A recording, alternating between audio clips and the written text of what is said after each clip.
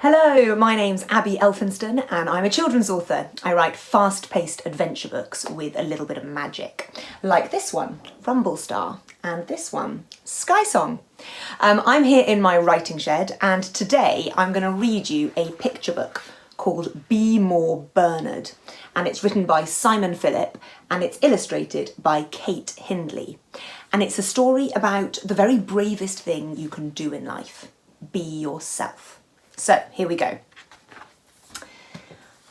I acted like a bunny should act. I did what I believed was right.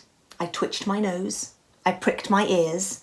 I grazed on grass and dug deep holes in gardens and fields because that's what bunnies do. And when I wasn't doing those things, I tried to look as cute as I possibly could. When the other bunnies bounced, I bounced. When they hopped, I hopped.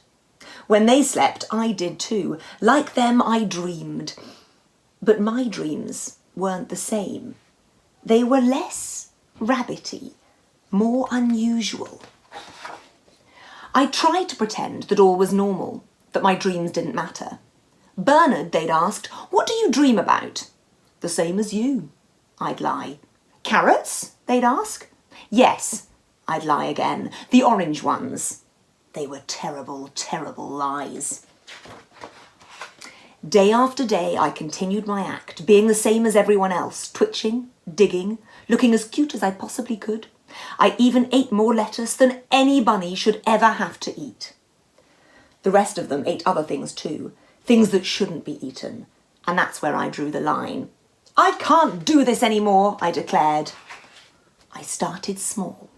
At first it felt a little odd, bouncing when the others hopped, hopping when the others bounced, but soon it felt strangely normal. At work, I acted just like before. Well, mostly.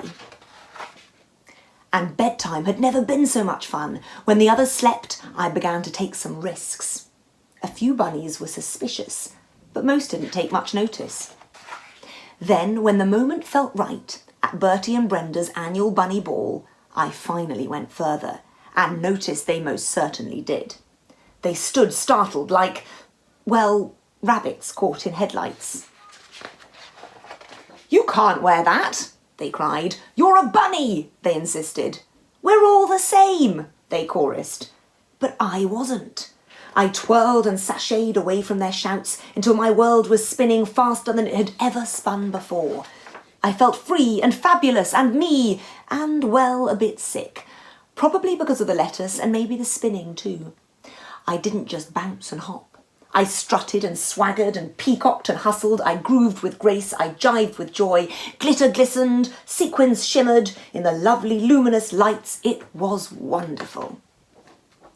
Most of the other bunnies were horrified, blinded by the twinkle of my toes and maybe the disco ball, possibly my outfit too.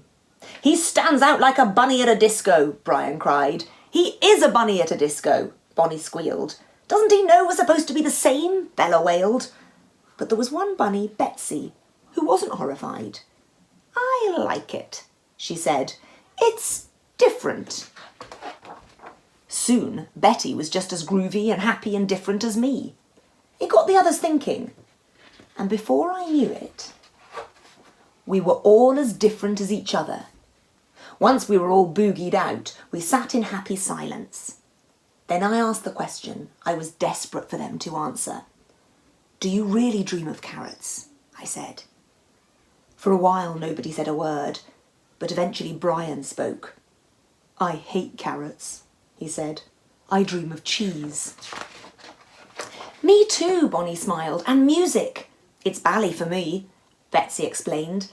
"And I dream of hats," Bella laughed. "Fabulous, fancy hats." As they shared their dreams, I could tell their hearts were dancing just like mine.